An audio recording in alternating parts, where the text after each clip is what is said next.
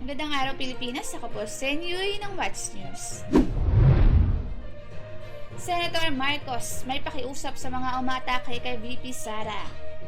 Sana maawa naman sila sa Pilipinas. Iyan ang pakiusap ni Senator Amy Marcos sa mga taong umaatake kay Vice President Sara Duterte sa gitna ng umuugong na impeachment talks. Aniya, sa isang interview sa Navotas, marami na raw problema sa bansa. Maawa daw sa administrasyon, maawa sa mga Pilipinong naghihikahos na hindi makabili ng sapat na pagkain lalo na't parating ng Pasko. Huwag na raw dagdagan pa ang mga ito ng mga gulong politika na nagmula lamang sa mga ambisyon at pagnanais na upo sa posisyon sa 2025 at 2028. Nang tanungin ko kumusta ang relasyon ng kanyang kapatid na si Pangulong Ferdinand Marcos Jr. kay VP Sara, sa palagay ng senador ay maayos naman daw ang relasyon ng dalawa. Ang mahirap lang daw ay marami ang nakikigulo. May mga individual umano na ginagawang komplikado ito. Hindi na binanggit ng senador kung sino ang individual na tinutukoy niya. Para pag-usapan tungkol sa balita niyan, kasama po natin ngayon si Kuya Eri, Gama at Popoy. Nasa meet ako, coming from her. Wow, maawa sa maawa sa Pilipinas dahil inaapi si Sara. What? Parang baliktad dapat kayo yung maawa sa mga Pilipino kasi simula na naupo yung tatay niya, takot-takot na mishap yung nangyari sa atin, nabaon tayo sa utang, napabayaan tayo nung panahon ng pandemya, ang daming doktor at mga nurses sa mga nangamatay dahil nga bugok yung pamumuno noon. Ilang bilyon yung ninakaw sa PhilHealth, sa DOH. Ang daming mala anomalyang nangyari nung nung tatay niya. Plus, nakakailang buwan pa lang sila, halos nakakaisang taon pa lang sila. Ang dami ng pabagsak yung ating economy, pabagsak lahat. 'Di ba? Yung mga investors nag-aalisan, supposed to be biyahe ng biyahe itong si Tokmol para makaakit, pero the fact na nababawasan yung at ang pinapangampan niya ay yung itong fund na hindi rin okay dahil hindi rin pinag-aralan. So, bakit tayo maaawa sa kanya gayong hindi naman sila naaawa sa atin? Kasi, di ba, ang mahal ng bigas ngayon, ang mahal ng galunggong ngayon, ang mahal ng lahat ng bagay, pati yung modernization plan, imbes na modernization plan ng mga jeepney, imbes na bigyan ng pagkakataon yung mga jeepney operators ng extension, hindi. Kung tutusin, yung mismo modernization plan, parang ang makikinabang lang dyan kung sino yung kinontrata nila sa Japan na nabubuo ng mga bagong jeepney, di ba? So unfair kasi di naman namin hiniling na tumakbo ikaw tong atat na maupo bilang vice president, tas di mo kayang i-handle yung criticism. Samantalang yung sinundan mo, tinokso, sinabihang lugaw, sinabihang mali-mali, sinabihang ng kung ano-ano, pero nakapag-perform ng walang confidential fund, nakapag-perform ng walang suporta mula sa tatay niya, sa mga kasamahan nila sa Congress and sa Senate. Pero na-outperform ang lahat ng mga nauna at kasalukuyang vice presidente sa history ng dahil sa performance. So ano yung hinihiling niya na maawa? Hindi, ba't maawa? Then, pinapakita lang niya na dapat na talaga siyang ma-impeach. Kasi kaya di ako naniniwala na wala daw impeachment plan, ganyan. Pero may pahint na si Marcos na sabi nga may mga individual daw na ginagawang komplikado yung relationship nila, So, atayin na lang niyang pangalanan kung sino. Kasi nga, meron.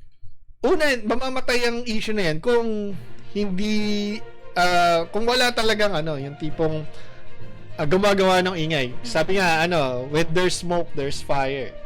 So, sa tingin ko, itong mismo si Sara ay takot na ma-impeach. Kasi kailangan niya yung posisyon eh. Kailangan niya, lalo na dun sa tatay niya na Ano pa? nahabol na ngayon. Ang wording pa nga ni Sara dati, tinanong siya tungkol kung nagkausap ba sila ni Marcos. Ang tinanong daw ni Sara si Marcos kung nabalitaan sa yung tungkol sa impeachment. So, si Sara nangailangan ng support. Tsaka, parang may ako na balita na nagkakagalit sila ni Romualdez. Tama ba ako? Oh, di ba? Nito nakakaraan yun, hindi niya pagkamay, ganyan. Bastos din Hindi daw eh. niya nakita. Hindi daw niya nakita, oo. Oh, come on. Sino yung Si Romualdez, si ang Romualdez, speaker. yung Mas lalong di siya pwedeng maging Oo. Pangulo niya kung di niya nakikita mga bagay-bagay. O speaker yun, no? Pagka nawala ka siya, papalit sa'yo. Di ba tama naman ako? Tama, hindi pala. Ano pala, Senate President pala. Sino ba sa current Senate President? Si Subiri. So kung may impeach si Sara, Subiri yung papalit. Ganun. Yun nga, siya nga ba? Tama siya. Hindi ba siya ang target ng kung if ever kasi siya ang makikinabang eh. Di, alam naman natin na may umuugong natatakbong sa pagka-presidente si Sara. At di ba nakakaraan, matunog na yung pangalan nilang dalawa ni Erwin Tulfo. Then, batay naman doon sa mga bagong ingay na ginagawa, ang susunod na tandem Sara Amy. Yes. At nakikita ko na yung tipong bakit ba gusto nila mawala yung Duterte sa succession kasi nga itong si Martin Romualdez mukhang may intention na pumalit. Tapos Maging pangulo din. May sinabi pa ata si Duterte mismo, si Digo, na tatakbo daw siya. Tatakbo Sa- siya. Yun yung Oo, balita pagka kahapon. na-impeach si Sara. Yun yung balita kahapon. Babalik daw siya, lalabas daw siya sa retirement niya tapos tatakbo daw siya ulit pag Mapipilitan daw siya. pag in-impeach si Para Sara. sa Pilipinas. Pag ba na-impeach, hindi pwedeng tumakbo? Hindi na. Hindi na. Bawal na. Kasi ang ibig sabihin ng impeachment ay nilabag mo yung may nilabag ka na batas na o may nilabag ka sa constitution and hindi ka na fit to lead. So kapag impeachment, kahit ano pang Pardon mo. hindi, kahit ano pang gawin mong o puntahan mong government hindi ka na pwede kasi nga doon pa lang nakakita ka na ng hindi ka okay. Si Erap Bay na pa. Hindi mo siya na-impeach eh. Na-impeach siya, di ba? Hindi. Di ba impeach siya? Hindi. Nag-resign ba siya? Nag-resign. Oh my God, you don't know history. Hindi, kasi nag-uusap Hindi, usapan Kasi impeachment yun eh. Impeachment Hindi siya trial eh. na-impeach. Kasi nga, failed yung impeachment dahil ayaw buksan yung 13 brown Oo envelope. nga pala. So, ang nangyari, taong bayan nagpatanggal sa kanya, nagkaroon ng EDSA 2. Kumbaga, sa sobrang takot na lang niya, sobrang milyon-milyon tao na yung nasa labas, na siya, binakante na niya yung posisyon, tapos si Gloria yung pumalit. Pero hindi natapos yung impeachment. Hindi Kasi naging nga, successful. oo. Kaya, okay. Naganap yung impeachment trial pero hindi nanalo or hindi tuloy. Parang umatras na siya kasi may Tagal na ko rin kasi. May revolution na kasi. Kasi nandoon ako noon. Oo nga. I was there. Kasi naalala ko yan, kasi yan ang naging tanong sa amin ng teacher ko nung sa grade 6 ba ako, elementary, sabi, alam niyo ba ako na ibig sabihin impeachment trial kasi currently ini-impeach ng si Era. Yun. Kaya pala nakatakbo pa. So yun, abangan natin niya pang update patungkol dyan na araw-araw may balita sa impeachment Para okay ang araw-araw may balita sa impeachment para hindi makalimutan Pero ito nga yung sinasabi ko ng mga kakarang araw na nakikita na yung weakness ni Sara. Dito lang sa usapin ng impeachment, di siya makapalag eh. Doon lang sa usapin ng confidential fund, di siya makapalag eh.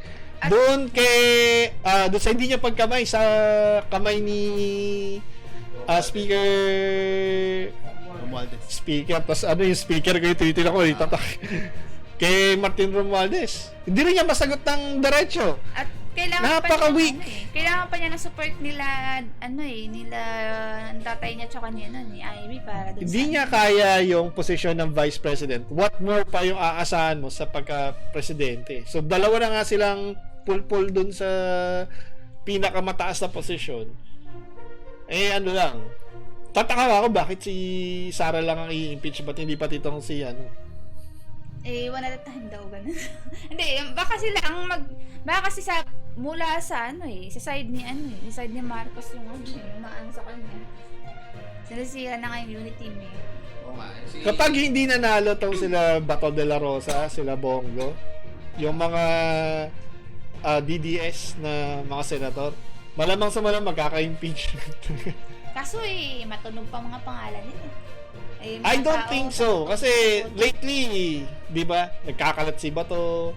Si Bongo, di mo na nalalaman. Ay, senador pa wala to. Parang wala nang tunog si Bongo. Ang medyo nag-iingay itong sila Raffy Tulfo, sila... Si Robby. Nag-ano nga ulit si Robin nga, nag-ingay din si Robin. Pero si Robin, yung pag-iingay niya, hindi naman... Maingay lang. Nakakatulong. Maingay lang. And then, ito nga mapapansin nyo, ang dami biglang mga naglalabas ng mga video against doon sa gulat nga, kaila Raffy Tulfo, kaila Robin Padilla. Lalo na yung pagkakalat nila. May mga attorney na mga lawyers yung nilalabas yung kanilang mga opinion na katulad niyan, walang alam sila doon sa sa mga procedures. Lalo na yung kay Raffy Tulfo na yung gusto lang niya yung masusunod. Pero di pala niya naiintindihan kung paano gumagana yung mga ahensya, di niya alam kung paano gumagana yung hatian ng powers ng bawat levels ng government. To the point na naghahanap siya ng makukulong sa sa DOLE. Na hindi naman yun part ng kanilang mandate. So kumbaga tingin ko kumbaga yung mga tao nabubuksan na yung mga mata na hindi pwede yung malakas lang yung bibig. Kailangan may nagagawa yung yung talaga may nagagawa. Kumbaga minsan kasi yung mga action ng mga katulad nila Duterte ganyan. Minsan kasi kalahati diyan walang nangyayari Di ba? Halimbawa, lalo na kay Senator Raffy. Lumalabas dito yung pinaka-best na kaya niyang gawin, yung kadalasan mag-referral lang. 'Di ba? Wala siya talagang natutulungan at ang nakakatuwa is na natatauhan na yung mga tao na ginagawa lang silang gatasan dun sa YouTube channel niya at sa programa niya sa 'di ba? So at least feeling ko hindi na uubra yung mga dating tactics sa mga tao. Lalo na naramdaman na nila na walang 20 pesos na nabigas. So, abangan natin iba pang update patungkol dyan sa next update patungkol sa impeachment talks. So, abangan. So, maraming salamat po sa mga nanonood po sa atin. Huwag po kalimutang panoorin ang aming What's News kung gusto nyo malaman namin opinion sa FPS Media NCA YouTube channel. Maraming salamat po at yan po ang ating What's News.